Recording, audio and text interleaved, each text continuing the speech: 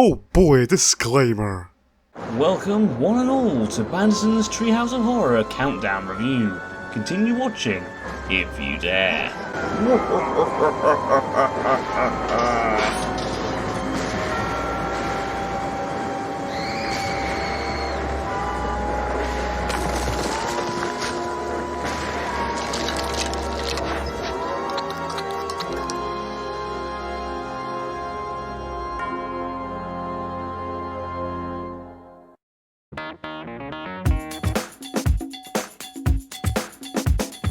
God, we've come a long way since the first few Treehouse installments. Remember when Huma-Huma was considered groundbreaking? Well, now we have even better 3D animation using the intro. The Simpson family are depicted as treats in a bowl for trick-or-treaters. Thankfully, they get left alone by the candy eaters, only to be put on the shelf to never be seen again. Whilst there, they see a chocolate bunny who wants to die, so they comply by eating him alive. Chocolate splatting over the wall reads out the title card. I really like this intro. It's beautifully animated and feels like one of those fun Halloween shorts you get on Cartoon Network. Also, Grandpa's death is hilarious. Cigarette breath!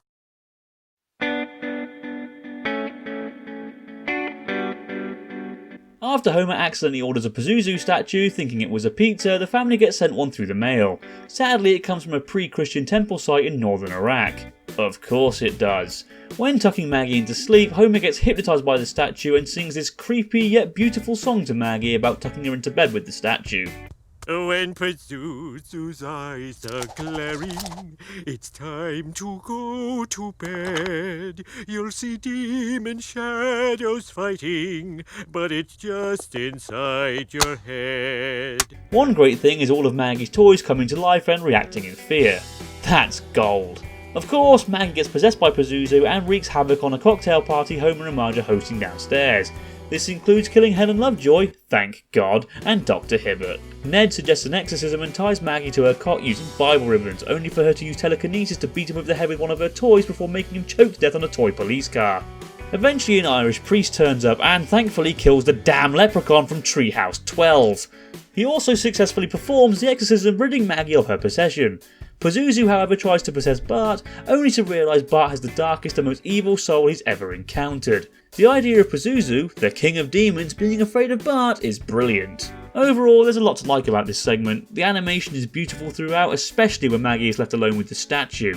It has its fair share of laughs too, and some pretty awesome deaths. But what steals it is Maggie. She is terrifying. In fact, I'd argue she's scarier here than she was in Starship Poopers. Her glowing red eyes, her ability to use anything to kill people, and her voice are all chilling. This is one of the scariest segments in the Treehouse installment for a long time. And I still can't get over how creepy Homer's lullaby was. Exorcist gets a strong 9 out of 10 from me. It's not quite perfect, but it's almost there. It's funny, well written, beautifully animated, and genuinely scary at points.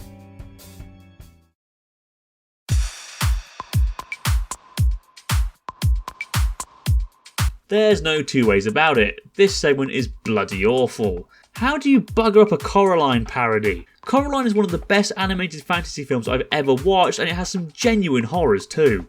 There was a lot of potential here, but it just falls flat on its face. I'll give credit where it's due, the animation is stunning. They really captured the animation style and it looks gorgeous. Sadly though, it's pretty much downhill from there. Why? Because it's a mess. Like, it's all over the place. Lisa, sick and tired of her family not supporting her, decides to cross into an alternate reality after Snowball, voiced by Neil Gaiman, shows her a secret door. After initially being freaked out by their button eyes, she comes to realise that they are the family she's always wanted. Until she finds out they have to stitch buttons to her eyes. But then she runs back moments later after finding out Homer killed a snake using a saxophone. But that's not all. Bart, Marge and Homer all end up going into the alternate reality for varying reasons. Once they are all there, it literally becomes a clusterfuck. Normal Homer kills the alternate Bart, causing alternate Homer to try and attack him, only to fall onto a pair of scissors, killing him. Alternate Marge then turns into the Bedlam, and then, out of nowhere, we see her doing chores for Homer in his reality. What? She was literally trying to kill him a second ago. Why is she happy to do chores for him now? Also, alternate Homer actually survived his ordeal and now does parent-teacher conferences instead of original Homer. Again, why would he do that? Oh, and Nelson has a zipper for a mouth now. Because Zipper Mouth Nelson is funny? Oh wait, no it isn't. Where does this even fit in? This segment is utter arse. Not only is it a complete clusterfuck with no real pacing or flow, but it's painfully unfunny and, being honest, really boring. They took Coraline, one of the best animated films made this century, and made its premise boring. That's impressive. Thank God for its animation, because that's the only thing saving this one. 2 out of 10 for the animation alone, but other than that it's a dull, unfunny mess of a segment that hurts my head.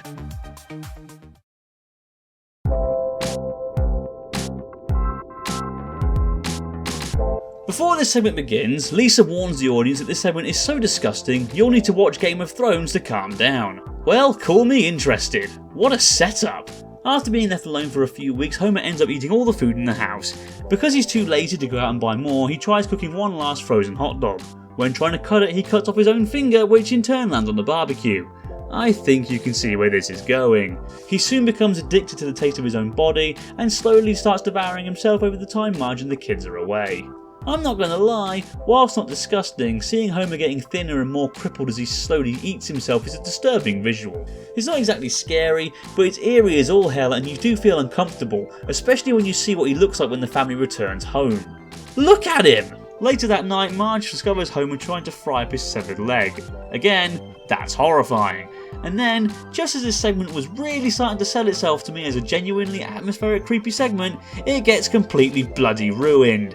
Marge takes Homer to an addiction doctor, and after he refuses to stop eating himself, Marge leaves him. That's right, a really cool concept and an eerie segment is brought to a steaming halt because they decided to throw in some family drama. Sod off! But it gets worse. After Marge leaves Homer, celebrity chef Mario Batali turns up and convinces Homer to let him cook up the rest of him and put it into recipes to be sold in restaurants around Springfield. And any credit this segment had has just gone down the fucking crapper. What's with the sudden tone shift? You had a great creepy segment about a self-cannibalism and turned it into a family drama before changing it again into an unfunny ending. Why? What was the point? What does this add to it? Nothing! It just ruins it! I'm giving Homer a 4 out of 10. It started so strong with a great concept and some unnerving imagery, but good God, the third act really dragged it down.